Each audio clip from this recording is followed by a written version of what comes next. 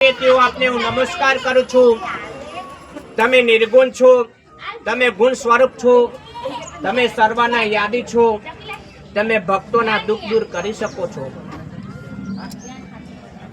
નારદજીનું કહેવું સાંભળે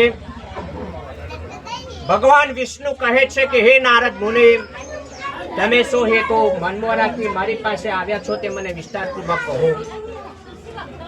ત્યારે નારદ મુનિ કહે છે કે હે પ્રભુ, મનુષ્ય લોકની અંદર સર્વજનો જુદી જુદી યોનિમાં ઉત્પન્ન થઈ જુદા જુદા પ્રકારના દુઃખો ભોગવી રહેલા છે। આ સર્વ લોકોના દુઃખ કઈ રીતે દૂર થાય એવો કઈક ઈલાજ હોય તો મને કૃપા કરીને કહો। નારદજીનું કહેવું સાંભળે વિષ્ણુ ભગવાન કહેવા લાગ્યા કે તમે ઘણી સારી વાત મને પૂછી, તમારામાં સ્નેહ હોવા છતાં હું તમને હમણાં જ કહું છું, તમે શાંતિપૂર્વક સાંભળો કે સત્યનારાયણ વાત ઉત્તમ પ્રકારે કરવાથી, વિધિપૂર્વક કરવાથી તત્કાળ સુખ પામે છે, દેહ છૂટ્યા પછી મોક્ષ પામે છે। તે વખતે નારદ મુનિ કહેવા લાગ્યા કે હે પ્રભુ, આ વાત કેવી રીતે કરવું, ક્યારે કરવું, એ બધું મને વિસ્તારપૂર્વક કહી સંભળાવો। ત્યારે ભગવાન કહે છે કે સત્યનારાયણ વાત સાયકાલના સમયે ગમે તે દિવસે શ્રદ્ધા ભક્તિપૂર્વક કરી શકાય। પોતાના બ્રાહ્મણને બોલાવે, સગાવાલા ઇષ્ટ મિત્રોને બોલાવે, સત્યનારાયણ દેવનું વ્રત પૂજન કરવું। પૂજનની અંદર સારો શીરો બનાવવો, કેળાનો પ્રસાદ કરવો અને ભગવાનને ધરાવવો।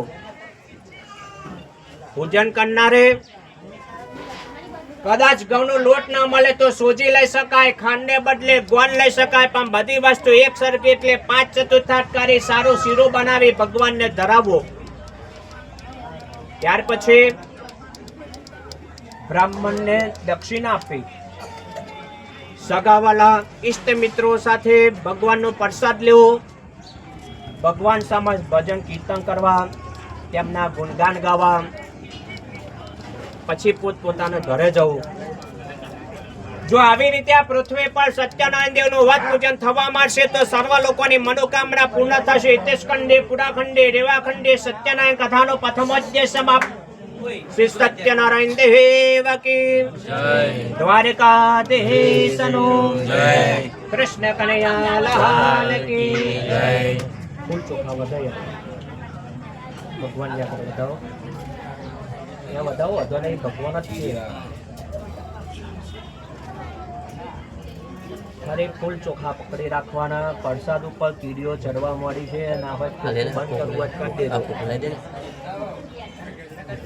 લેલાણ કીધો છડા માસ્ટર અંદર હોતો સડી જજો, જોઈ લો આ પ્રસાદ ના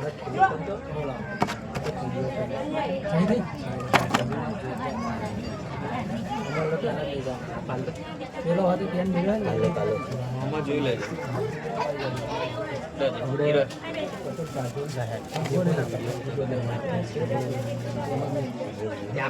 જોઈ લે એમની જાતે આપણા નીચે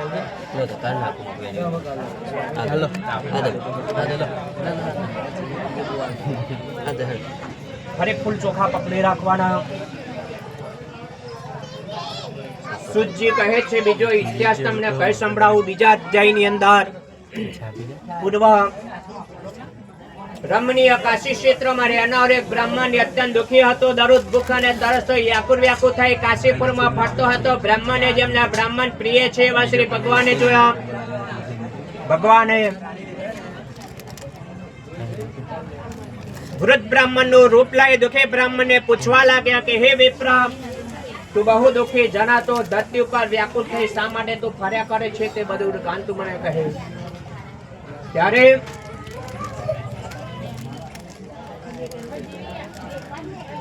ગઢડા બ્રાહ્મણના રૂપે આવેલા ભગવાન કહે છે કે તું પણ શ્રી સત્યનારાયણ દેવનું વાત પૂજન કર। ત્યારે દુઃખી બ્રાહ્મણ કહે છે કે હે પ્રભુ, હું એક ગરીબ બ્રાહ્મણ છું, ભિક્ષા માટે નિત્ય જ્યાં ત્યાં ફર્યા કરું છું. માટે જો તમે જે ઉપાય બતાવો છો હું જરૂર કરીશ.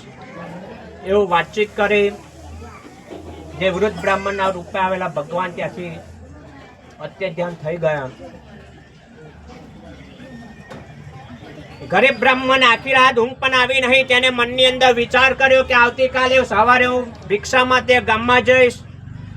ભિક્ષાની અંદર જે દ્રવ્ય મળશે એ દ્રવ્યથી હું સત્યનારાયણ દેવનું વત પૂજન અવશ્ય કરીશ એવું નિશ્ચય કરી લીધું. સવારે સૂર્ય ઉદય થતા નિત્ય કર્મ પૂજા પાઠ કરે બ્રાહ્મણ ભિક્ષા માટે ગામમાં જવા નીકળી પડ્યો. દરરોજના કરતા વધારે દ્રવ્ય મળ્યું. દરરોજ કરતા વધારે દ્રવ્ય મળવાથી તે બ્રાહ્મણ ઘણો આનંદ વાળો થયો. પૂંજાપાની સામગ્રી લઈ લીધી, બીજી સામગ્રી વેચાતી ખરીદી લીધી. પોતાના ઘરે આવી સગા વાલા ઇષ્ટમિત્રોને બોલાવી સત્યનારાયણ દેવનું વત પૂજન કરવા માંડ્યું. સત્યનારાયણ દેવનું વત પૂજન કરવાથી એ બ્રાહ્મણ અગ્નિ સંપત્તિનો માલિક થયો.